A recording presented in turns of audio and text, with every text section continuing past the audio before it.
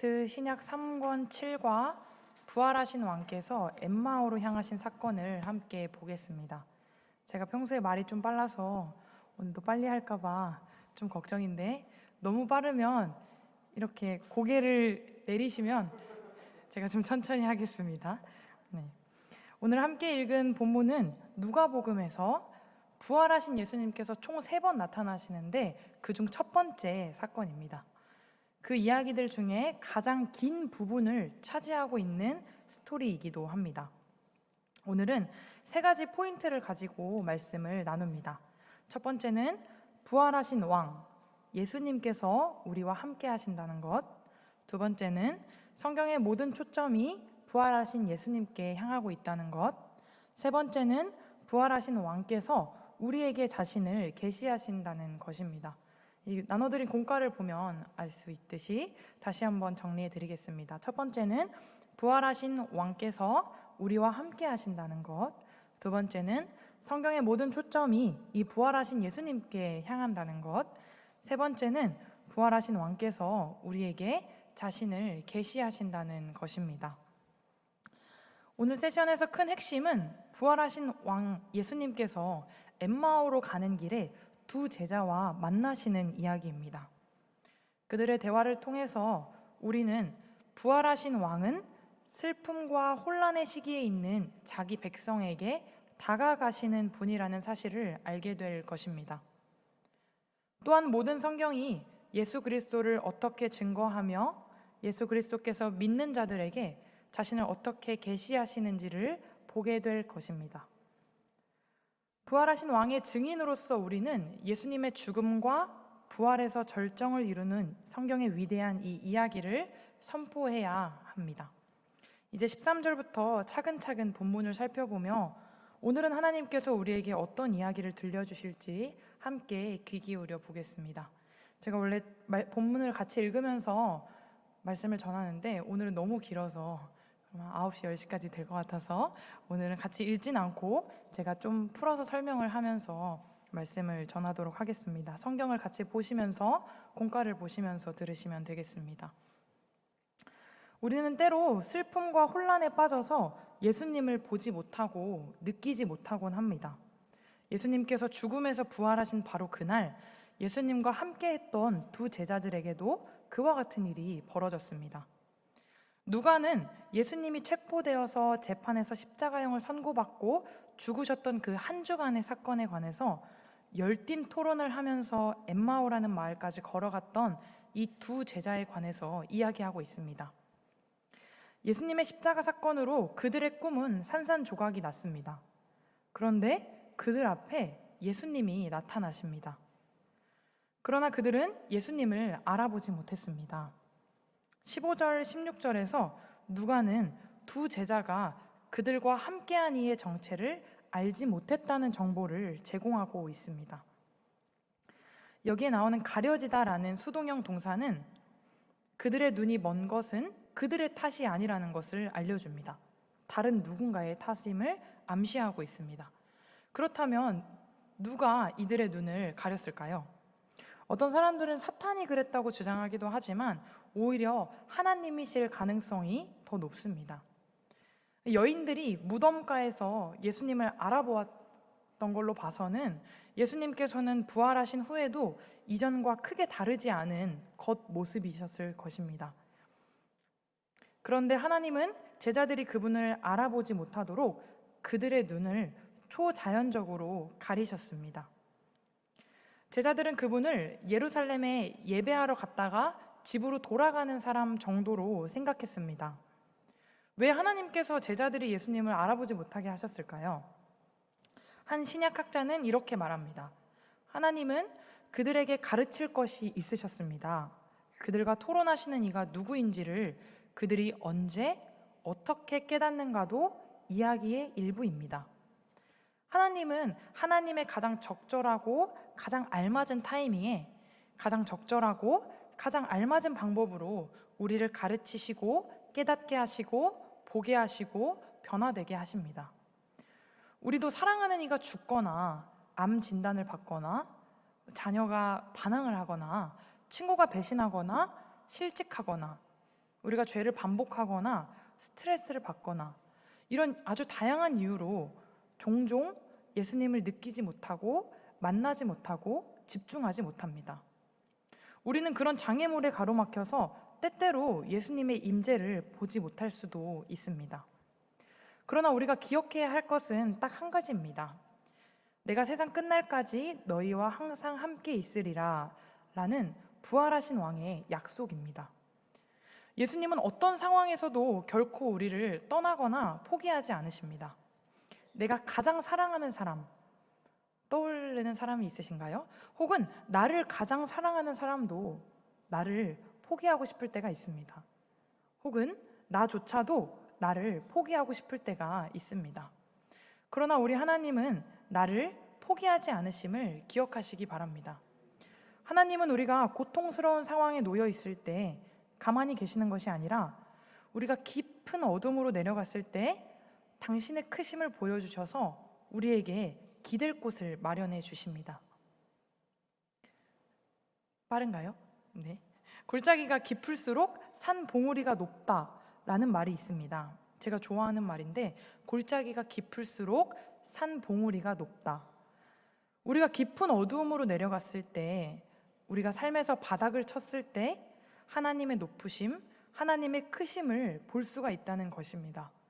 우리가 아무것도 할 수 없구나, 예수님이 마치 없는 것처럼 느껴질 정도의 이 상황에서 내가 아무것도 할 수 있는 게 없구나라고 나의 한계를 고백할 때, 아, 하나님이 이렇게 크신 분이구나, 아, 하나님이 이렇게 높으신 분이구나, 그때 우리는 하나님을 조금이나마 알게 됩니다. 그때 우리는 아, 예수님이 나와 함께 하시는구나 보고 느낄 수가 있습니다. 지난주에도 이야기했는데, 그래서 우리가 힘든 것, 괴로운 것, 생각대로 잘 안 되는 것, 마음처럼 쉽지가 않은 것, 외로운 것이 생각보다 괜찮은 이유가 여기에 있습니다.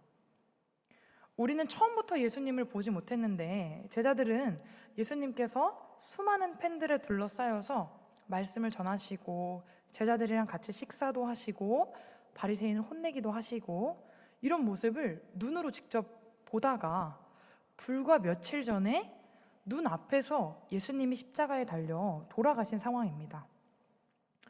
우리는 일상의 크고 작은 일에도 휘청휘청하고 슬퍼하고 낙심하는데, 왕이라고 생각했던, 우리에게 승리를 가져다 줄 것이라고 확신했던 이 예수님께서 십자가에 달려 돌아가셨다니 아마 상실감이 말도 못했을 것입니다. 그러나 예수님께서는 세상 끝날까지 우리와 함께 하신다 약속하신 것처럼 죽음을 이기시고 부활하셨습니다. 부활하신 예수님께서는 여전히 예수님을 모르고 보지 못하고 절망하고 있는 이 제자들과도 함께하고 계시고, 아직도 예수님을 보지 못하고 자주 느끼지 못하고 잊고 사는 우리와도 함께하고 계십니다. 우리에게는 다른 것이 필요한 것이 아니라 예수님을 믿는 믿음이 필요합니다. 내가 고통 속에 걷고 있을 때, 때론 오히려 너무 평탄해서 예수님께 집중하지 않으며 살고 있을 때 예수님은 우리 이야기를 듣고 계시고요, 우리를 사랑의 눈으로 바라보고 계십니다. 우리에게는 예수님을 신뢰하는 마음과 넉넉한 믿음과 여유가 필요합니다. 오늘도 세상 끝날까지 함께 하신다고 약속하신 예수님을 신뢰함으로 믿음의 여정을 예수님과 함께 걸어가시는 저와 여러분 되시길 소망합니다. 두 번째는 성경의 모든 초점이 부활하신 예수님께 향한다는 것입니다. 예수님은 엠마오로 향하는 길을 함께 걸어간 이 제자들의 절망과 혼란과 믿음 없음에 어떻게 반응하셨을까요? 우리 본문 25절, 26절을 함께 읽겠습니다. 본문 25절, 26절입니다. 함께 읽겠습니다. 예수께서는 그들에게 말씀하셨다. 어리석은 사람들입니다. 예언자들이 말한 모든 것을 믿는 마음이 그렇게도 무디니 말입니다. 그리스도가 마땅히 이런 고난을 겪고서 자기 영광에 들어가야 하지 않겠습니까? 아멘. 예수님은 성경이 말해온 것을 이해하지 못한 두 제자에게 미련하다, 지혜롭지 못하다, 이렇게, 그리고 더디다 라는 말로 실망감을 표현하고 계십니다. 성경은 메시아를 하나님의 백성을 속박으로부터 구원해낼 약속의 구원자로 가르쳐 왔습니다. 우리가 구약을 읽으면 그것을 알 수 있습니다. 본문에 나오는 모세와 모든 선지자의 글은 오늘날 그리스도인들이 구약으로 부르는 히브리 성경을 가리킵니다. 예수님 시대의 이 구약 성경은 결말을 찾는 이야기로 읽혔습니다. 그 결말은 완전한 해방과 구속의 이야기여야 했습니다. 그러나 이스라엘이 억압당하고 자기 땅에서 포로로 있는 그동안에는 그런 일이 일어나지 않았죠. 그래서 유대인들은 메시아가 진두지휘하는 종말을 기다려왔습니다. 본문에서 예수님은 그들의 관심이 자신에게 쏠리지 않게 하시면서 이 글로바와 다른 제자에게 이렇게 말씀하셨습니다. 너희가 혼란스럽게 여기는 십자가에 달린 메시아는 이스라엘의 이야기를 완성하기 위해 오신 분이다. 모든 성경이 너희에게 그렇게 말해왔다. 예수님은 구약이 그분의 고난과 영광을 나타내고 있다는 것을 두 제자에게 어떻게 보여주셨나요? 신약의 나머지 부분은 우리에게 힌트를 제공하고 있습니다. 사도행전 4장 11절에서 베드로가 이 예수는 너희 건축자들의 버린 돌로서 집 모퉁이에 머릿돌이 되었느니라 라고 말한 것처럼 시편 118편 22절을 인용해서 예수님의 정체를 드러내고 계시고요. 이사야 52장 13절에서 53장 12절을 인용하심으로써 고난받는 종의 노래가 자신을 어떻게 나타내는가를 보여주셨습니다. 예수 그리스도의 제자인 우리는 그분의 죽음과 부활의 관점에서 구약 성경을 읽어야 합니다. 가스펠 프로젝트는 우리에게 예수님이 읽으셨던 이 성경 본문, 인용하셨던 이런 성경 본문을 읽을 때 세 가지 질문을 하면서 읽으라고 권하고 있습니다. 첫 번째는 본문에서 무엇이 예수님을 직접 가리키고 있는가? 본문에서 무엇이 예수님을 직접 가리키고 있는가? 구약에는 장차 오실 메시아에 관해서 직접적으로 언급된 곳이 몇 군데 있기 때문입니다. 물론 모든 구절에서 예수님에 관한 직접적인 예언을 볼 수 있는 것은 아닙니다. 모든 구절에서 이거 예수님을 말하나 보다 이렇게 하실 필요는 없습니다. 그러나 구약 전체에 흩어져 있는 예언을 찾아볼 수는 있습니다.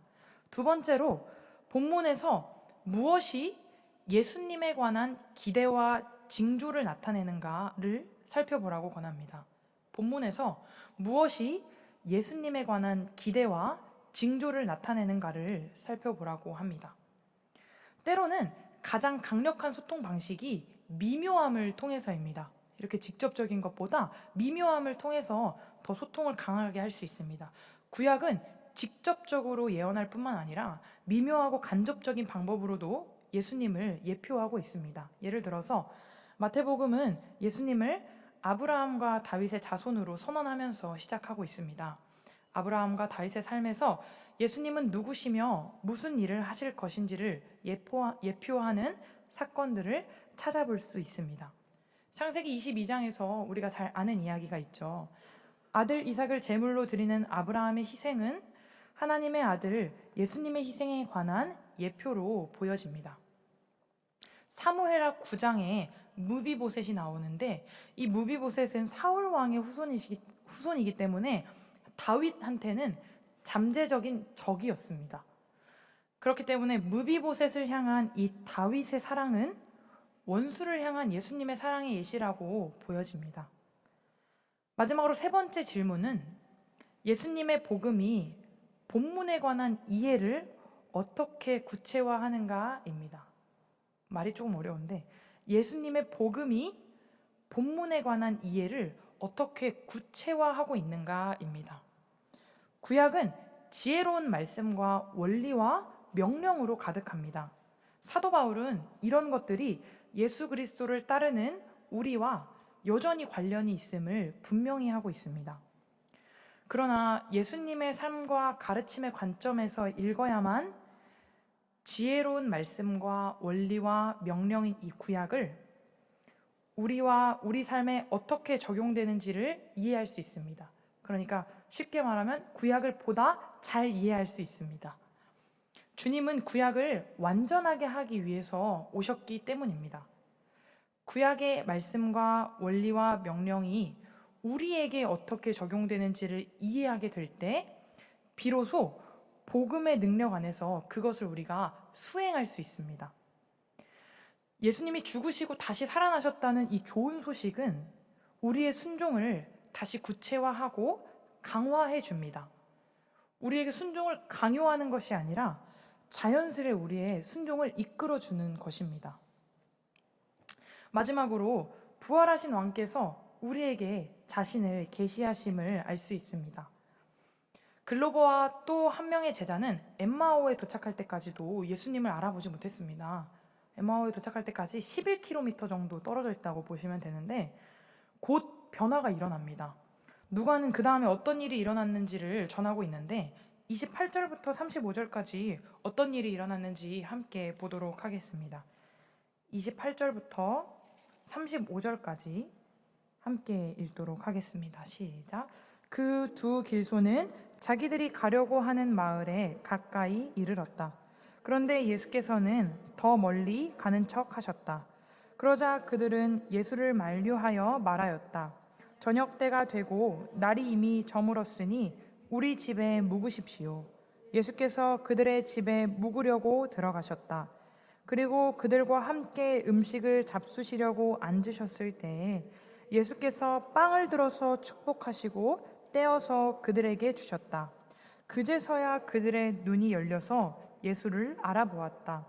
그러나 한순간에 예수께서는 그들에게서 사라지셨다. 그들은 서로 말하였다. 길에서 그분이 우리에게 말씀하시고 성경을 풀이하여 주실 때에 우리의 마음이 우리 속에서 뜨거워지지 않았습니까? 그들이 곧바로 일어나서 예루살렘에 돌아와서 보니 11 제자와 또 그들과 함께 있던 사람들이 모여 있었고 모두들 주님께서 확실히 살아나시고 시몬에게 나타나셨다 하고 말하고 있었다. 그래서 그 두 사람도 길에서 겪은 일과 빵을 떼실 때에 비로소 그를 알아보게 된 일을 이야기하였다. 저는 본문이 길어도 함께 읽는 거를 추구하는 편인데 본문을 읽다가 너무 길다고 느껴지실 때는 이 이야기를 상상하면서 읽으시면 더 재밌게 읽으실 수 있을 겁니다. 마지막으로 이 부활하신 왕께서 우리에게 자신을 계시하심을 이 본문을 통해서 알 수 있다고 제가 말했었는데요. 28절부터 35절까지를 자세히 보면 이 두 사람이 이야기를 한참 나누다가 저녁 때도 됐고 날이 이미 저물었는데 이 예수님께 우리 집에 묵고 가라고 이야기합니다. 아직 예수님인지는 모르는 상황인데 그 집에서 이제 식탁 교제를 하게 된 것입니다. 식탁에서 예수님은 유대인들이 식사를 시작할 때 주로 하는 친숙한 행동을 하셨습니다. 그것은 일반적으로 손님이 아니라 주인이 하는 행동이었습니다. 그 행동이 그들에게는 특별한 감정을 불러일으켰을 수도 있고 그때 예수님의 손에 못자국을 보았을 수도 있고 혹은 그때가 마침 하나님의 때였을 수도 있습니다. 이 31절에 보면 그들의 눈이 밝아졌다는 표현이 나오는데 이 말의 뜻은 하나님이 이 순간을 택하셔서 이 사람이 자신의 아들이라고 밝히셨다는 것입니다. 어쨌든 그들은 주님을 이제 알아보았습니다. 그런데 그들이 예수님을 알아보자마자 주님은 그들의 눈앞에서 사라지셨습니다. 함께 걸었던 이가 주님이시라는 것을 인식함으로써 그들의 그 길에서 그들에게 일어났던 모든 일이 설명되었습니다. 하나님은 부활하신 그리스도를 그들에게 계시하셨습니다. 하나님은 오늘도 여전히 우리에게 그리스도를 계시하십니다.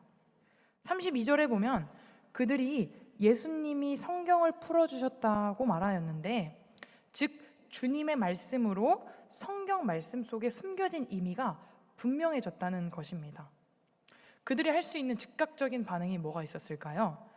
그들이 할 수 있는 즉각적인 반응은 다른 믿는 자들에게 이것을 전하는 것이었습니다. 우리는 두 제자가 예수님의 부활 소식을 전하기 위해 얼마나 빨리 달려갔는지에 주목해 볼 수 있습니다. 예수님과의 만남은 기밀 사항이 아닙니다. 오히려 예수님과의 만남은 사명으로 이끌어 줍니다. 예수님은 자신을 계시하실 때 우리가 다른 사람들에게 증인이 되어서 그분의 영광과 이름을 널리 알리기를 기대하십니다. 나 혼자 알고 나 혼자 골방에서 너무 행복해하는 것을 원하시는 것이 아니라 이 기쁜 소식을, 복된 소식을 가지고 다른 사람에게 증거하면서 살아가기를 기대하신다는 것입니다. 예수님께서 우리에게 기대하시는 바는 다른 것이 아니라 우리가 보고 느끼고 깨달은 것들을 잘 증거하며 그 기쁜 소식을 누리고 나누며 사는 것입니다. 예수님은 성령을 보내주시어 우리가 그런 삶을 살게 될 것임을 알고 계십니다. 우리는 무슨 소식을 가지고 이렇게 다름박질하면서 살아갈까요? 여러분에게 예수님이 부활하셨다는 그 소식, 유일하고 참된 그 기쁨의 소식이 가슴을 뛰게 하고 있습니까? 전하지 않고는 어찌할 도리가 없는 그 기쁨의 소식이 되고 있습니까? 예수님이 부활하심은 우리가 1년에 한 번 기념하고 감사하고 많은 정도의 소식이 아닙니다. 예수님이 죽음을 이기신 사건은 우리가 죽음에서 생명으로 옮겨졌다는 것이고, 우리는 그 소식을 전하고 싶고 전하게 되는 존재가 되었다는 것입니다. 이 두 제자들처럼 우리도 그 소식을 전하고 싶고 전하게 되는 존재가 되었다는 것입니다. 하나님이 우리에게 주신 사명은 성경을 도덕책이나 도덕 프로그램쯤으로 알리는 것이 아닙니다. 사람들에게 그들을 대속하시고 회복하시며 하나님과 화해하시기 위해 오신 부활의 왕을 소개하는 것입니다. 다른 표현으로는 그들에게 새로운 생명을 주는 일입니다. 예수님이 자신을 우리에게 알리신 이유는 하나님을 알게 하기 위함입니다. 요한복음은 본래 하나님을 본 사람이 없으되 아버지 품속에 있는 독생하신 하나님이 나타내셨느니라 라고 말합니다. 이 사명을 성공적으로 수행하기 위해서는 앞서 말했듯이 성경을 읽는 방법이 중요합니다. 성경이 그리스도에 관해 증언하고 있다는 것을 이해하고 있는가? 예수님의 죽음과 부활의 관점에서, 제가 유초등부에서 가르칠 때는 오실 그리스도, 오신 그리스도, 이 관점에서 성경을 읽고 해석하고 있는가? 이것이 복음, 곧 좋은 소식을 이루는 두 가지 요점입니다. 사도 바울은 두 가지 모두 성경의 증언과 역사의 증언으로 입증되었음을 분명히 밝히고 있습니다. 예수님의 죽음과 부활은 자기 백성을 임재 안에서 대속하시고 회복하시는 하나님의 위대한 이야기와 연결되어 있습니다.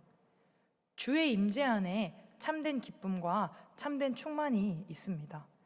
이것은 예수님의 제자들이 그랬던 것처럼 우리도 빠져들게 된 이야기입니다. 이 웅장한 이야기로 가득한 성경을 마음과 생각으로 모두 읽기를 바랍니다.